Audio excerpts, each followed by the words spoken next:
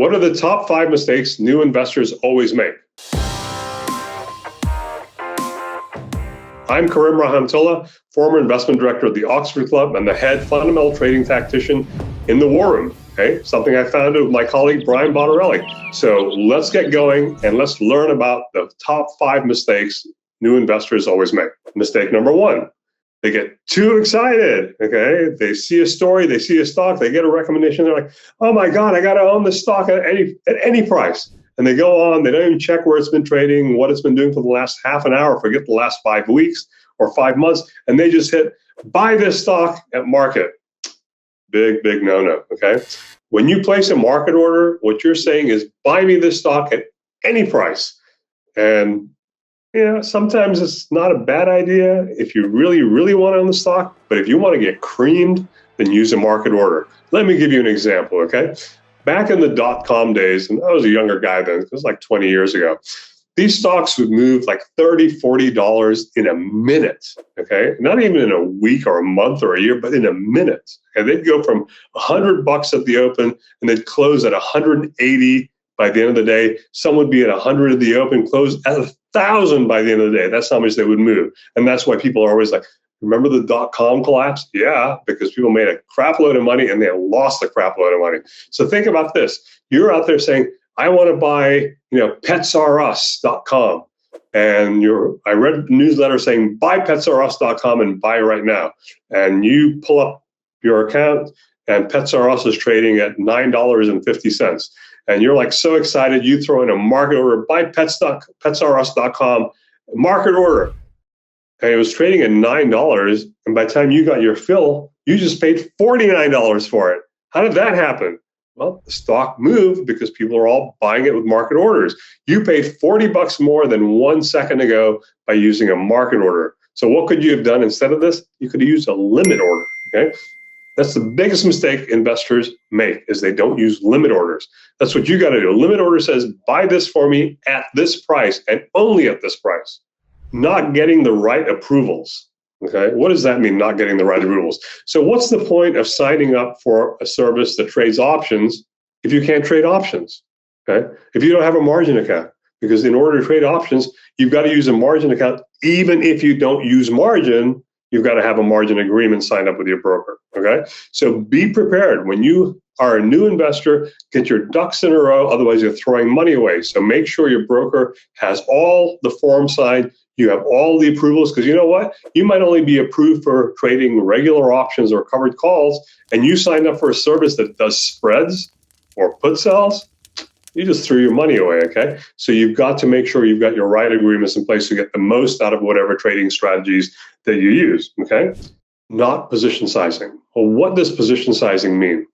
Position sizing is where you allocate a certain portion of your money to every trade, and then you know how much you can lose in every trade because you didn't bet the farm, okay? People get excited. They love that story because, oh boy, I'm a golfer and I love this golf stock he just recommended. I'm going to put all my money in there. Well, that doesn't make much sense. Just because you love golf, you're going to put all your money in this golf stock? Okay? That's not how you invest. That's how you lose money fast and bigly. It's happening bigly. So you need to make sure that you position size. What I like to do is say, I'm going to put 4% in on every trade, 4% of my trading capital. I'll explain that to you why on the next point, okay? So let's say I have $100,000, okay? That means I can take up to 25 positions at $4,000 each. That's the discipline. So I've got discipline, I'm using it. Why? Investors don't use stop losses. What's a stop loss? A stop loss stops you from losing your butt, okay? That's what a stop loss is. So what you want to do is you want to institute a stop loss with every single trade you make just to make sure you don't lose your butt. So what's a good stop loss? Well, I've always used anywhere from 20 to 25%, but for the most part, 25% is good. So let's figure out how that works with your position sizing. So if you put in 4% in a trade and you have a 25% stop loss, the most you can lose on that trade is 1% of that entire portfolio, because you've got 4%, you lose 25%, drops you down to 3%, but overall your portfolio has only fallen by 1%. That's how you preserve capital to trade more in the future, okay? So that's really, really critical that you have a stop loss. So the final thing that new investors, this is a mistake they always make, they fall in love, okay? Falling in love is great if you're on a trading Match.com or Bumble or Tinder. If you're out there dating, yeah, you can fall in love all you want. But when it comes to investing, you need to look at two things, either the fundamentals or the technicals. You decide which one, or you can use them both together. But you have to have a plan. There has to be a reason why you want to invest in the stock. Are the fundamentals good? What do fundamentals mean? The stock company has earnings. Are they a dominant market player? Are they trading at a cheap valuation with a book value? How much cash do they have in the bank? Are they stuck with a ton of debt? Those are all fundamentals, okay? How's the industry going? Is the economy going well? Is their sector going well? These are fundamentals. Technicals, on the other hand, are what does it look like on a chart? What kind of formation does it have? Does it have a W formation where it's hit support? Does it have an M formation where it's hit resistance? What has it done? Does it have a cup and handle? What's going on in the charts? Any way that you look at it, you have to have some kind of formula internally in your mind whenever you get into a stock. The last thing you want to do is just jump into a position willy-nilly because, I love golf, so I love this stock. I love tea, so I'm going to buy this stock that sells tea or coffee or whatever. It just doesn't work that way.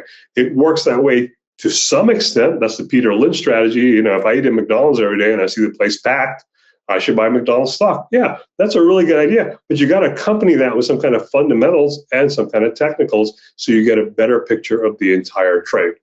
Okay, so if this video resonated with you and you want to find out about how we make money on stocks and options, click on the link below and you get my top 5 picks for $5. Can't go wrong.